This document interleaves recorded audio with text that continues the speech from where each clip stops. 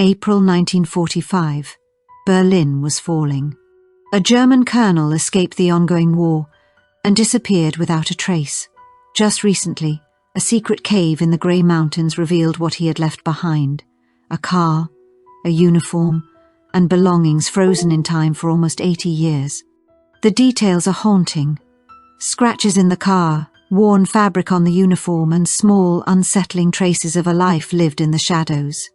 Each item hints at secrets history tried to erase, secrets that could finally expose what really happened in the final days of the war. What was once the proud heart of the German Empire had turned into a wasteland of smoke, shattered stone, and fire. Soviet shells echoed through the horizon, rattling the cracked glass of empty buildings. Civilians flooded into the subways seeking shelter, while young soldiers, faces pale and eyes hollow, wandered through the ruins like ghosts of a lost army. Amid the destruction, one man walked with quiet purpose. Colonel Dawn Muller, a seasoned Wehrmacht officer famed for his discipline and calm, refused to surrender to panic. That morning, he stepped into the courtyard of the War Ministry, his uniform still pressed despite the chaos around him. A briefcase was chained securely to his wrist, and under his other arm he carried a steel box. Inside lay documents stamped "Nur für den Dienstgebrauch," top-secret files, and a hidden fortune, gold coins, medals, and family heirlooms carefully bundled in cloth. But where Müller was headed, and what he planned to do with those secrets, would vanish from history for nearly 8 decades. Witnesses later remembered Colonel Muller standing in the courtyard, his voice steady amid the chaos as he ordered his adjutant to bring the staff car, a blue Mercedes 320 cabriolet, gleaming even as the air shook with falling bombs. He loaded the trunk himself, methodical as ever, then checked the pistol holstered at his side. Before stepping in, he raised his hand in one final salute, directed at no one, yet heavy with meaning. His destination was clear: the Grey Mountains Alps, where scattered remnants of the German High Command were rumoured to be gathering. But his expression betrayed something more than duty. The calm precision that once defined him had been replaced by a quiet, burning desperation. The empire he had devoted his life to was collapsing, and with it, the very foundation of his identity. As the Mercedes rolled through streets consumed by fire, Müller looked back once at the Reichstag dome, its proud silhouette now swallowed by flame and smoke. Beyond that inferno lay his only chance: escape, or perhaps mere survival. At 5:30 a.m., the blue car crossed the Potsdamer Bridge, disappearing into the dim, ash-streaked dawn. It was the last confirmed sighting of Colonel Dawn Muller. Guards on duty later swore they saw its headlights flicker once more through the haze before vanishing into the darkness beyond the city. By nightfall, Berlin was completely encircled. Muller's name would appear in no surrender records, no prisoner lists, and no grave registry. He had simply driven out of the war and into legend. But he hadn't gone alone. Behind him followed 2 drivers, a secretary named Lena Berg, and a supply truck carrying fuel, rations, and personal possessions.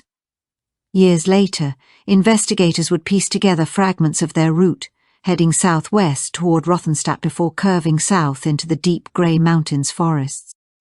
What none of them could know was that the road they chose would vanish too, and what waited in those forests would remain buried for nearly 80 years. For 3 days, the small convoy was sighted weaving through a landscape unravelling into chaos. Villages half destroyed, roads choked with retreating soldiers, frightened civilians and abandoned carts.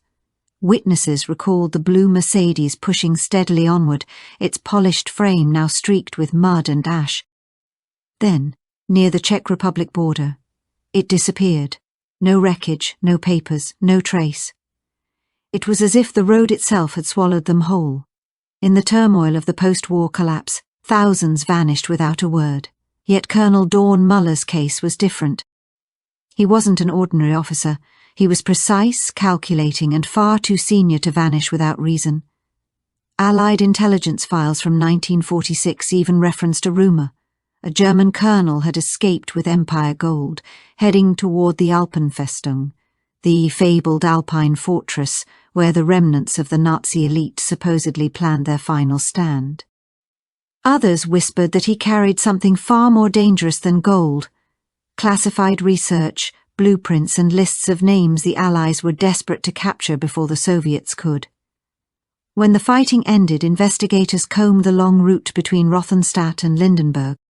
They uncovered burned-out vehicles, scattered bones and fragments of uniforms, but nothing tied to Muller. His car, his documents, his people, all gone without a trace.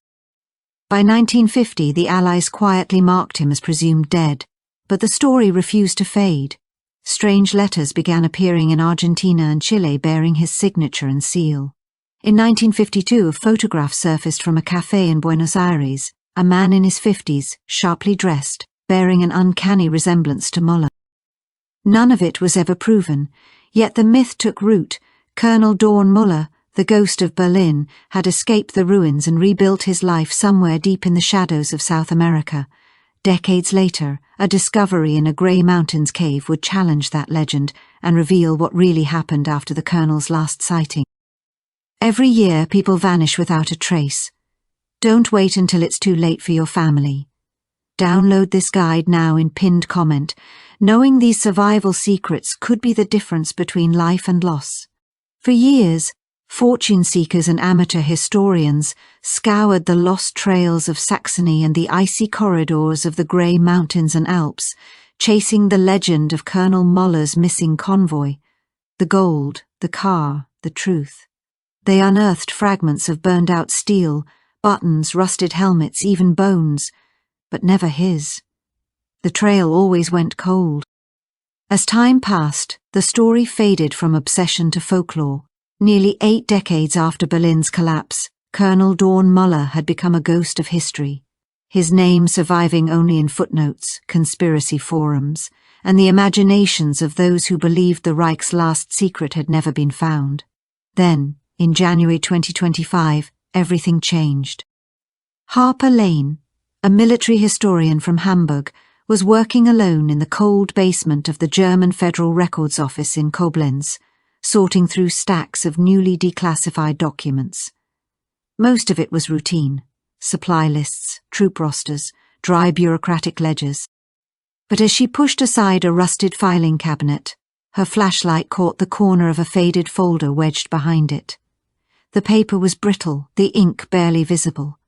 Across the label, in smeared typewriter print, were the words Operation Iron Shield Abti. IOB shouldn't have existed.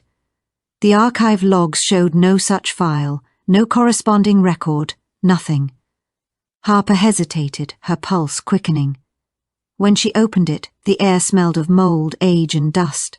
A time capsule sealed for nearly 80 years. Inside she found a set of documents that would unravel one of World War II's most enduring mysteries. The folder contained detailed hand-drawn maps of the Grey Mountains and Alps, mountain ridges, narrow valleys and old military supply routes. The pages were water-stained and fragile, yet several locations were clearly circled in red pencil. Each one bore coded annotations written in military shorthand. And then, in the lower corner of one map, a name leapt out: Deutsches Sector 12. Next to it, a date: April 29, 1945. Just one day before Hitler's death. It was the same region Muller's convoy was last believed to be heading toward. The same place that had swallowed his name, his men, and his secrets nearly 8 decades earlier. What Harper didn't yet know was that one of those red circles marked more than a site. It marked a grave, and someone or something had been waiting there since the war's final hours. Among the brittle pages, Harper found a requisition order typed on thin carbon paper, its letters ghostly and uneven from age. The list was short but telling: 10 litres of fuel, climbing ropes, cold weather gear, and several sealed containers for transport. But what made her breath catch was the name signed at the bottom, scrawled in fading blue ink: Albert Dorn Muller. Her pulse quickened as she ran her finger across the ink. This wasn't hearsay or wartime gossip. It was proof, proof that Muller had made it beyond Berlin, that he'd survived long enough to plan something deep in the mountains. She turned the next page. A document stamped vertraulich, eyes only bore an even more chilling message. It referenced a cache containing sensitive materials of supreme importance to be secured until the restoration of order. The date was May 5, 1945, 5 days after Germany's surrender. Harper froze. Someone had carried out orders after the Empire had already fallen. The coordinates on the page led to a region near Lindenberg, the same mountain stronghold where Muller's convoy was last rumoured to be heading before it vanished. In that instant, the forgotten file ceased to be just another archive. It became a key, a map, maybe even an invitation to uncover the truth buried beneath grey mountain stone and time. Long before Clara's discovery, locals in the mountains above Deutsches had whispered of strange wartime secrets.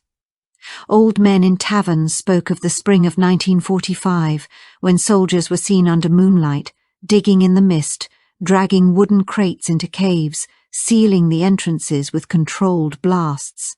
Some said the echoes of those explosions could still be heard on quiet nights, carried down through the valleys like a warning.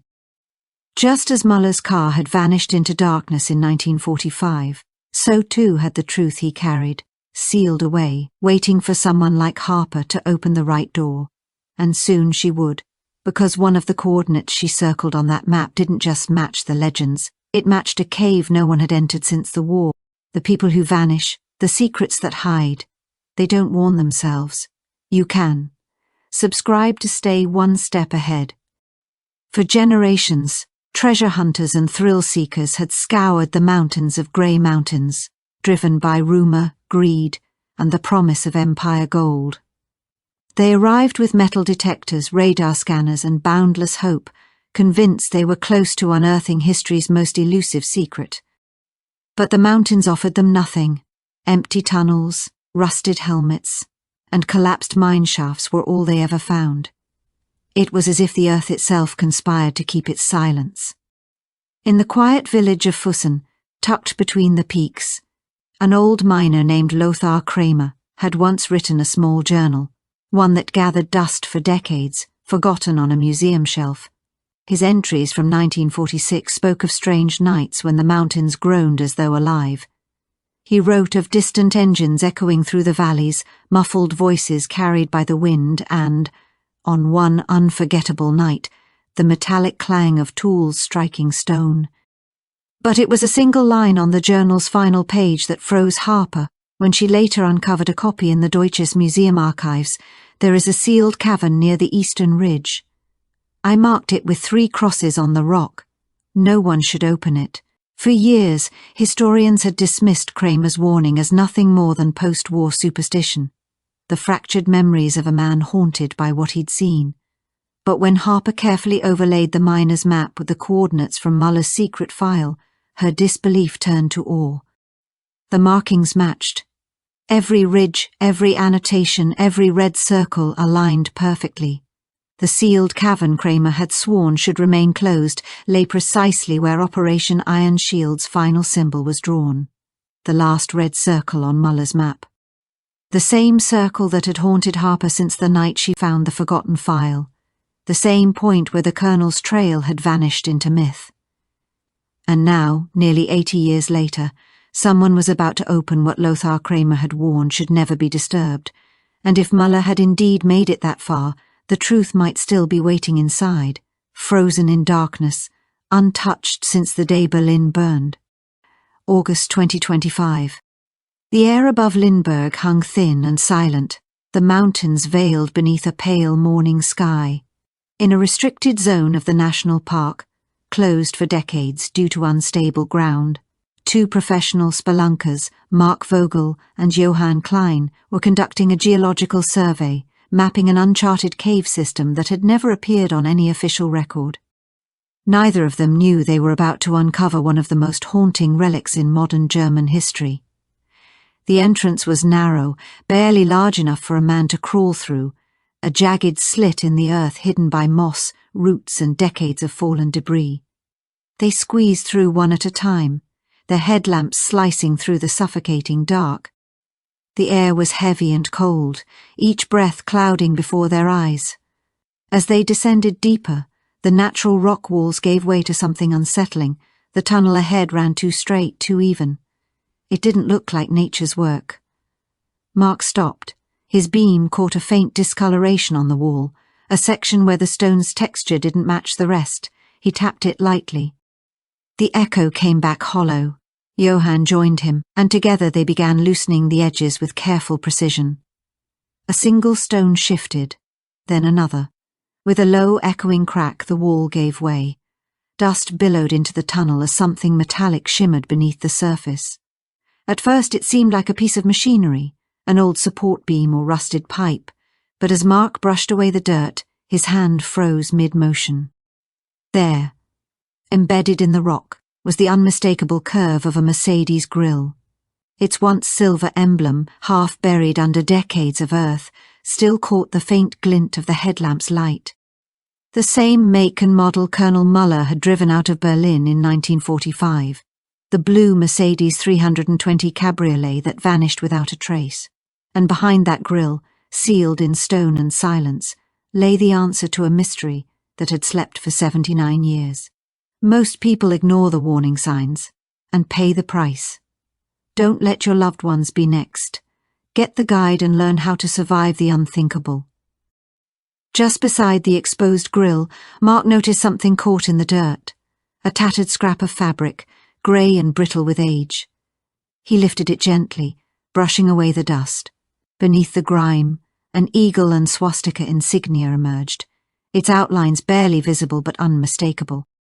Johann froze. His voice dropped to a whisper. "We shouldn't be here." Mark didn't answer. He raised his camera, snapped a single photo, and the flash lit up the cavern for a split second before darkness swallowed it again. They backed away slowly, their breathing loud in the narrow tunnel, the weight of what they'd uncovered pressing on their chests like the mountain itself. Once above ground, they wasted no time. The coordinates were handed over to local authorities in Lindenberg, who quickly realized the potential magnitude of the find. Within hours, the area was sealed off. By nightfall, military archaeologists and federal investigators had arrived. At first, the discovery spread only in whispers, a rumor traded among locals, dismissed as just another Nazi gold story in a region already steeped in myth. But that changed when the first photographs leaked, the rusted Mercedes grille, the insignia, the cave coordinates. Suddenly, it wasn't folklore anymore. Something real, something once meant to stay buried, had just been found. Days later, the sealed cavern had transformed into a full-scale excavation zone. Floodlights bathed the rocky entrance in white glare, and protective tents rippled in the alpine wind.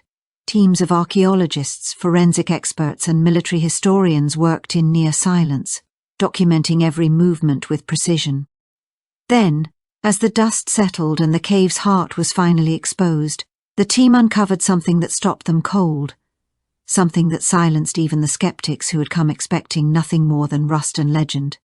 The same car that had vanished on the morning of April 29, 1945, the Colonel's last known possession, had been found exactly where his secret map said it would be, but what lay inside that car would rewrite everything historians thought they knew about the war's final hours.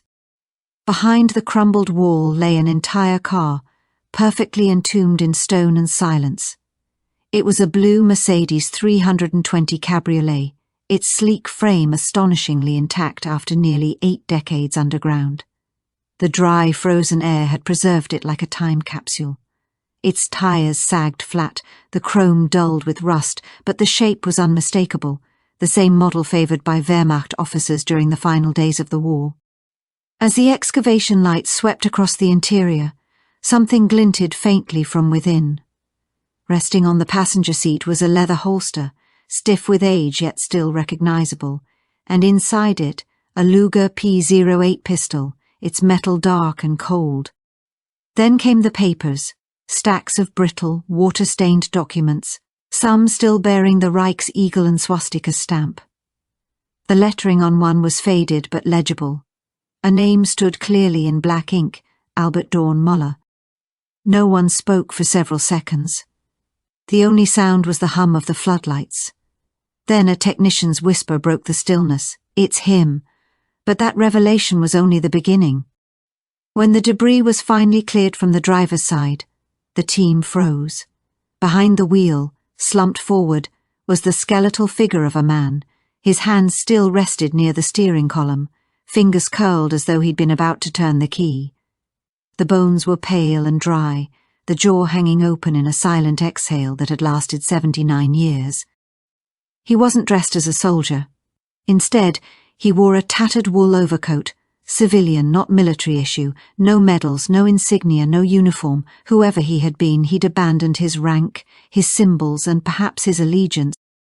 The disciplined colonel, who once walked through Berlin's ruins with gold and secrets chained to his wrist, now sat alone in the dark, stripped of everything that had defined him.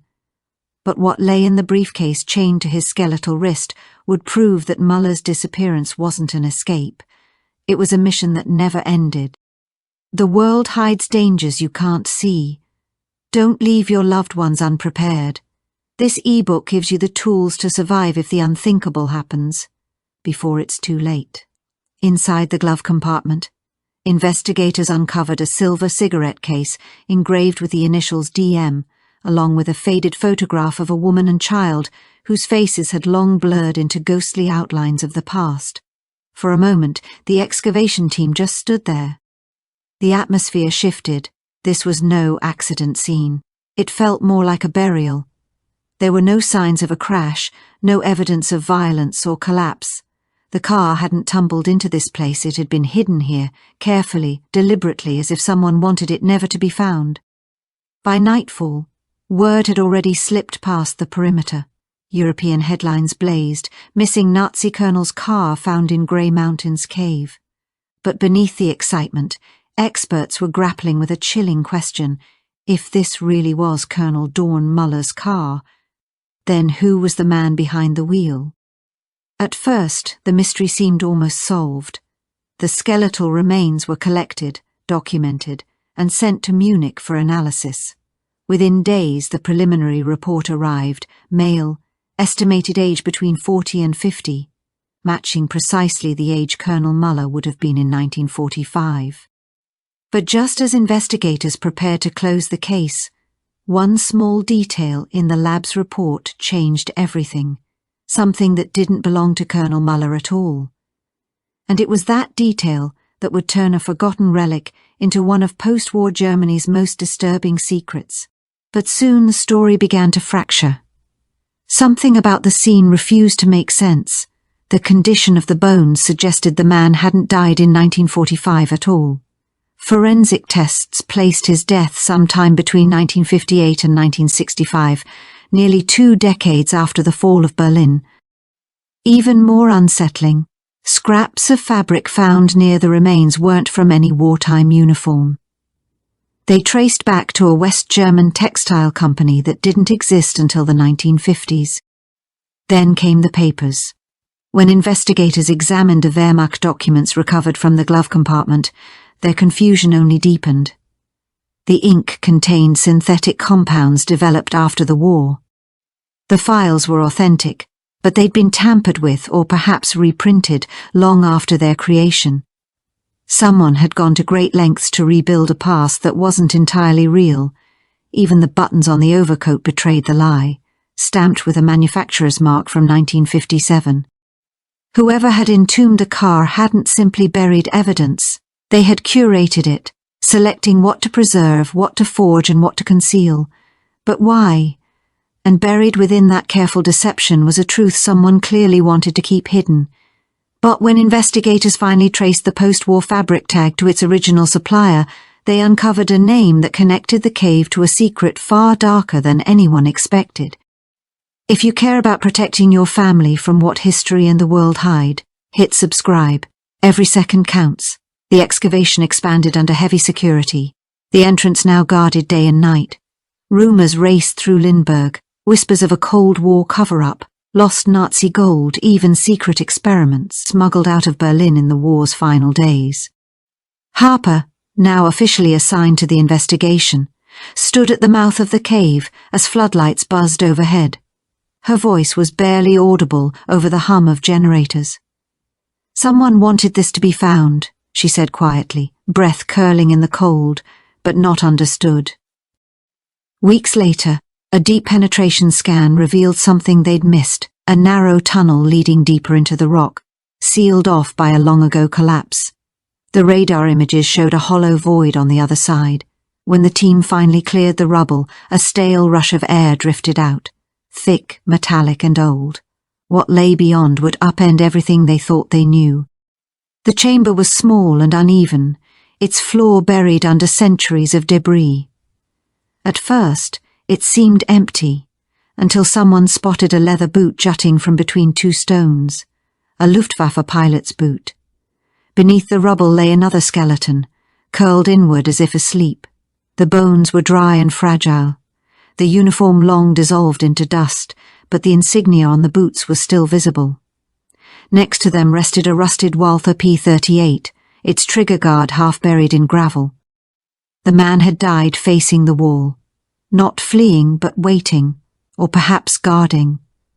Then a faint glimmer caught the beam of a flashlight, a corroded metal case wedged beneath his hand. Its clasps were sealed tight, its paint nearly gone, but two words remained faintly legible across the lid: "Nur für den Dienstgebrauch," top, secret document. It took nearly 3 hours to pry it open without destroying what was inside. Wrapped in layers of stiff, oil-soaked cloth were stacks of yellowed papers, warped, stained, but astonishingly intact. The first page bore the Reich Black Eagle insignia and a title typed in rigid Gothic script: Project Aurora, Project Dawn. The documents detailed personnel lists, transport routes, and laboratory coordinates stretching from Rothenstadt to Vienna, all dated to the war's chaotic final months. Scrawled notes mentioned human resilience trials, biological preservation, and a phrase repeated several times: Stufe 3, Stage 3. The meaning was unclear, but the intent wasn't. Colonel Muller hadn't been running from something, he'd been guarding it, and whatever it was, he'd buried it deeper than anyone was ever meant to dig. The second skeleton's identity remained a mystery, but one theory began to surface: that he'd been part of Muller's escort left behind to guard the secret. Harper stayed up long past midnight, combing through each brittle page. Every line revealed another shadow, another unanswered question. If the files were authentic, then Muller's escape had nothing to do with self-preservation. It had been a mission, to hide something humanity wasn't ready to. When the documents reached the Munich archive lab, ultraviolet scans revealed even more: faint handwriting impressions, partial fingerprints, water stains shaped like long-dried tears. Then one page caught everyone's attention, folded over, sealed in cracked red wax, written in frantic script. The date read May 12, 1945, a full week after Germany's surrender. The message was short: "I cannot let them find what we carried. Forgive me. Signed E. Muller." For the first time, the colonel's voice reached across 80 years. Fragile, desperate human. But the relief didn't last. When chemical analysis came back, it shattered the timeline again. The ink in the note wasn't from 1945. It contained polyvinyl resin, a synthetic compound that didn't exist until the mid-1950s. That meant someone had forged Muller's final words, or worse, someone had written them years later. And somewhere beneath that mountain, whatever they buried might still be waiting. Was Project Aurora ever completed? Or did its final stage outlive the war itself? Some lessons are learned too late. Don't let your family be the ones paying the price. Get this guide now and take control of their safety. The confession was in Muller's verified handwriting, every curve identical, but the ink betrayed something impossible.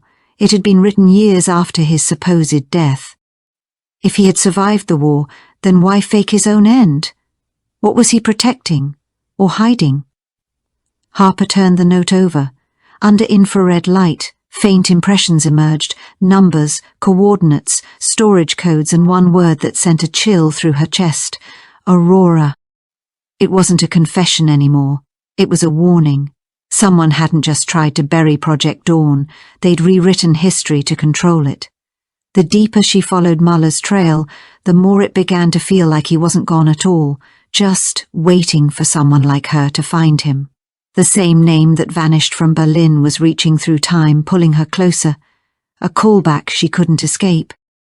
Harper grabbed her phone, hesitating before dialing the only man who could help decode the truth.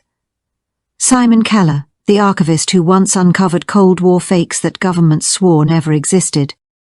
When the line connected, she barely got his name out before he cut her off.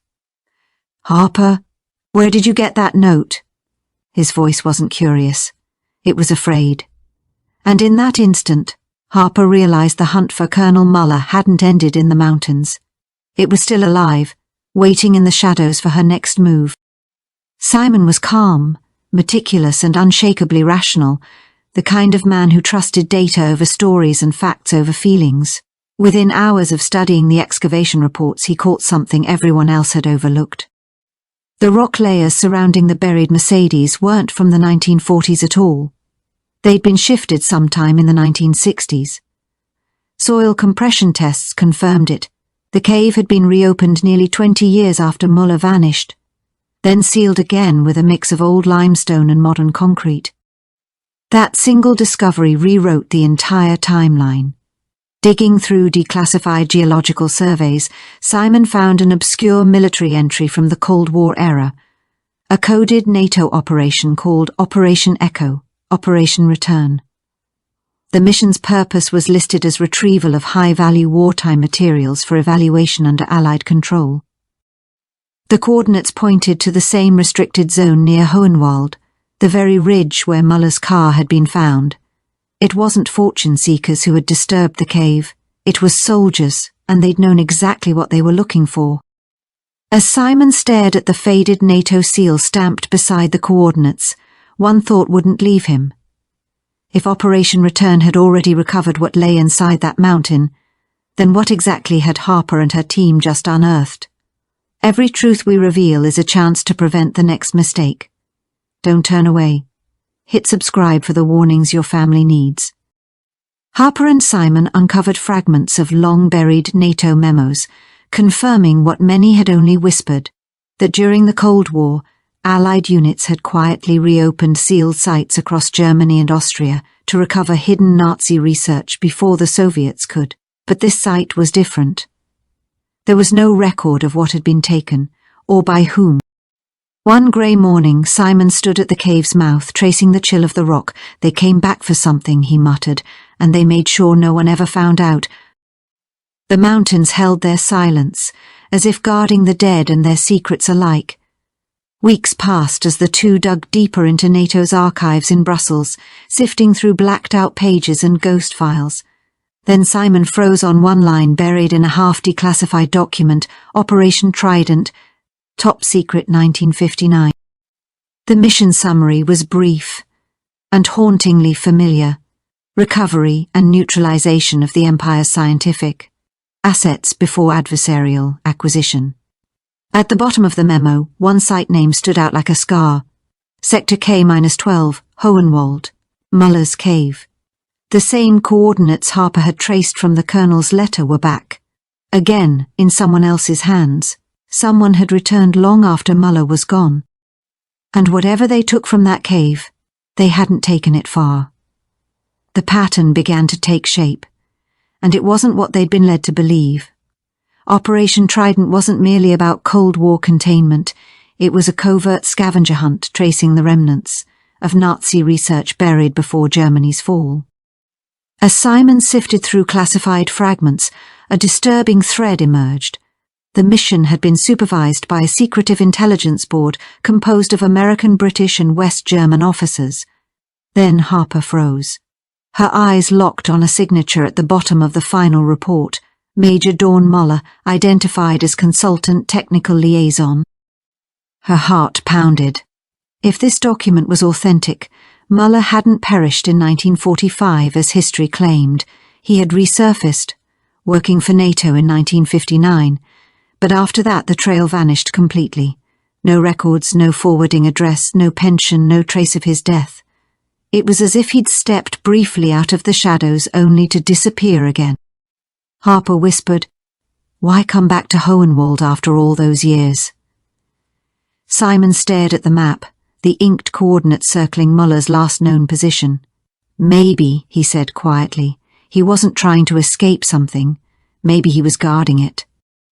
The same cave where his car had been found. What was so valuable it had to be protected twice, once from the Allies and again from time itself, and if Muller was still guarding it, who was guarding it now? The discovery shattered everything they thought they knew. Muller's supposed escape from Berlin wasn't a flight for survival, it was an extraction. Suddenly the Mercedes buried in the cave no longer looked like a coffin, it looked like a signal, or worse, a decoy, planted years later to disguise the truth. Under the cold hum of the archive lamps, Harper's eyes lingered on the faded NATO files. "He didn't run from the war," she murmured. "He took it with him." But the real revelation came not from history but from science. In Munich, forensic analysts were finishing tests on materials recovered from the Mercedes. Oil residue, fibers and sediment sealed since the dig. When the report arrived, it detonated every previous theory. The car's fuel additives were traced to West German production lines from the mid-1950s, long after the Empire had fallen. Even the corrosion on the chassis told its own story: inconsistent aging, moisture exposure, and resealing. Carbon dating confirmed its final contact with open air around 1963. There was no denying it anymore. The Mercedes had been moved and reburied nearly 2 decades after the war. The same cave NATO had quietly mapped under Operation Trident. So who returned to bury it, and what were they trying to erase? Because if the car was only a diversion, something else from Project Dawn might still be out there. The moments that matter can vanish in an instant. Be ready. Download this guide, and give yourself the knowledge to protect everyone who depends on you. Simon went over the excavation photos again, this time with a sharper eye. The details no one else had questioned suddenly stood out, faint tire impressions cutting deeper than they should, and concrete fragments that didn't belong to the 1940s at all, but matched NATO construction materials from the 1960s. Someone had rebuilt the scene, a perfect illusion of a wartime disappearance.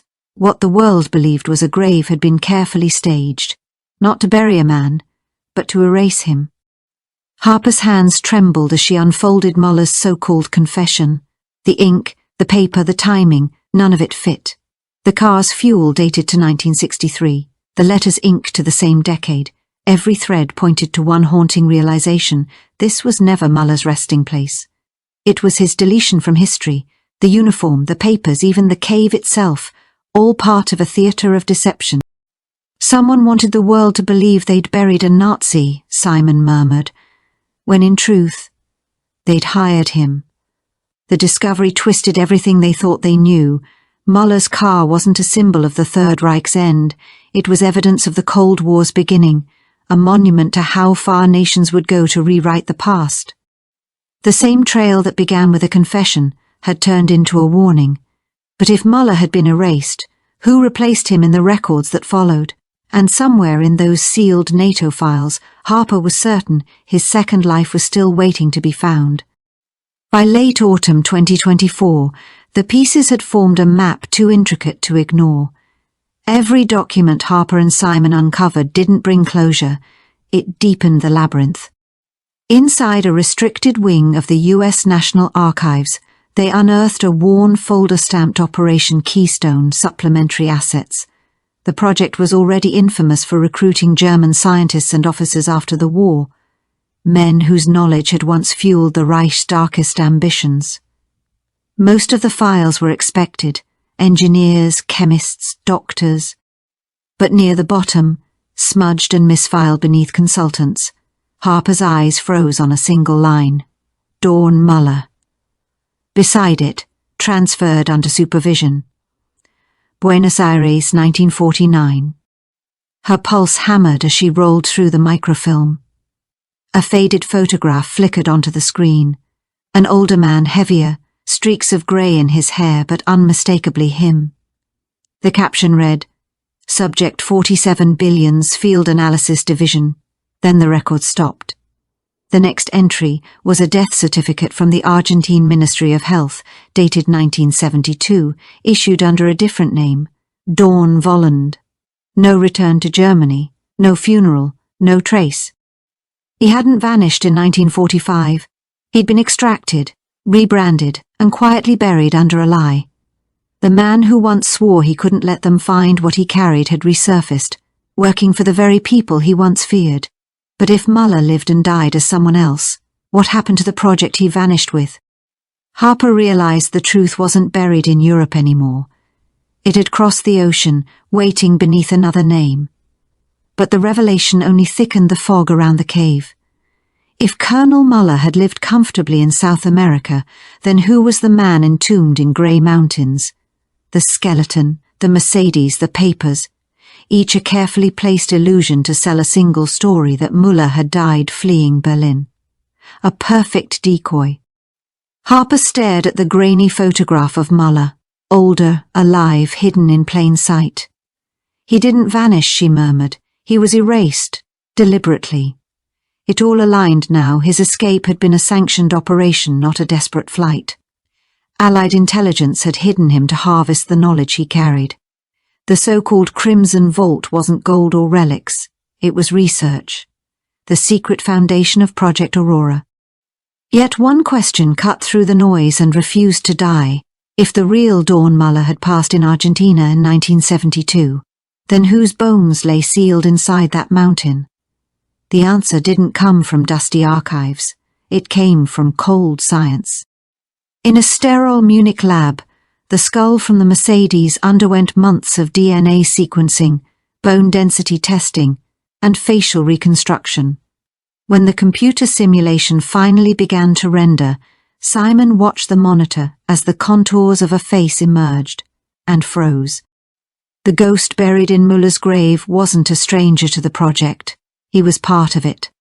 The face on the monitor wasn't Muller's, but someone who shouldn't have been there at all. Harper leaned in, heart pounding, realizing the mystery of the colonel had only just begun. It wasn't Muller. The brow was heavier, the facial structure slightly off, enough to reveal an entirely different man. DNA testing confirmed it. The remains belonged to Otto Reinhardt, an SS courier who had disappeared alongside Muller's convoy in the war's final days. A distant relative in Rothenstadt later verified the match, the genetic evidence irrefutable. The mystery of the driver's seat was solved. Rahn had been the decoy.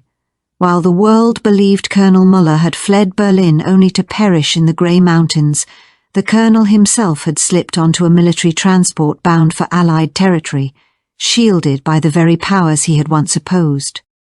The cave had been his perfect cover story, a tomb of lies designed to mislead Soviet hunters. Rahn's body had been dressed in Muller's civilian overcoat, placed behind the wheel and sealed into the mountain to complete the illusion. The documents, the uniform, even the fabricated confession, all meticulously arranged decades later when Cold War operatives reopened the site, reinforcing the deception. Harper felt a mix of awe and revulsion. The precision, the cunning, the cold efficiency.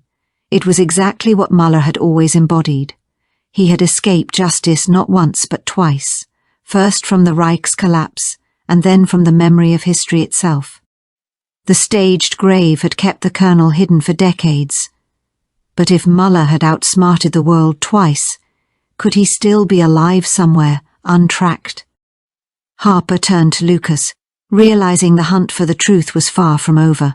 Simon closed the case file with deliberate care, the edges trembling between his fingers.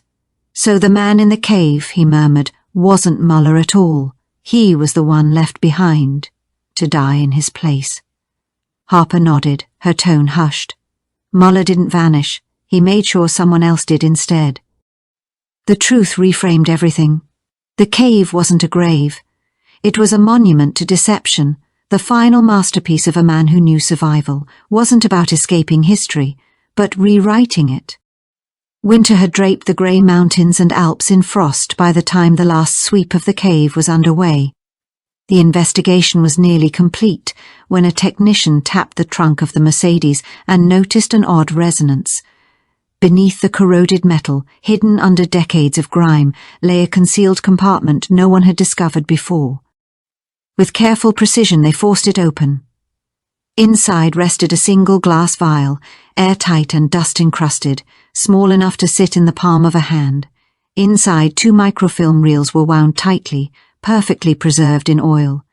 The cave had held secrets beyond the staged corpse and falsified documents. Whoever had hidden these reels had left a trail meant to be found. But what did they contain? Harper exchanged a glance with Lucas, knowing the final piece of Muller's story was still locked inside that vial. When the microfilm reels were carefully developed in the lab, the images that appeared on the monitor sucked the air from the room. Blueprints, signatures and stamped documents, all marked Empire Ministerium FBA, the Nazi Ministry of Armaments, filled the screen. The first reel revealed technical schematics for weapons long thought lost, early jet propulsion prototypes, chemical formulas, and coded directives tied to Project Aurora, Project Dawn. The second reel was more alarming. Bank ledgers from 1945 listed funds transferred from occupied Europe to foreign stabilization trusts. At the bottom were familiar names, institutions that had survived, reborn as multinational corporations. The pattern was unmistakable.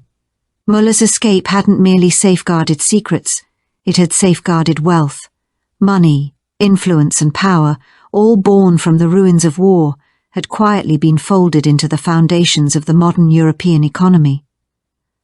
The mountain hadn't concealed a fugitive, it had concealed a legacy. Within hours, the cave was sealed under direct government authority, trucks moved under cover of darkness, and officials arrived carrying files marked Verschlusssack, classified. The coordinates were expunged from all official records, and even local authorities were barred from returning. The staged grave, the hidden car, the microfilm, all pieces of Muller's carefully orchestrated plan. But if this fortune had been secured decades ago, who controlled it now, and what lengths would they go to protect it? Harper and Simon knew the cave had given them answers, yet the deeper network behind Muller's legacy was still out of reach. Thank you for watching till the end of our video. Kindly comment, like and subscribe to our channel as we unfold more awesome stories in the coming weeks. Take care and I love you all.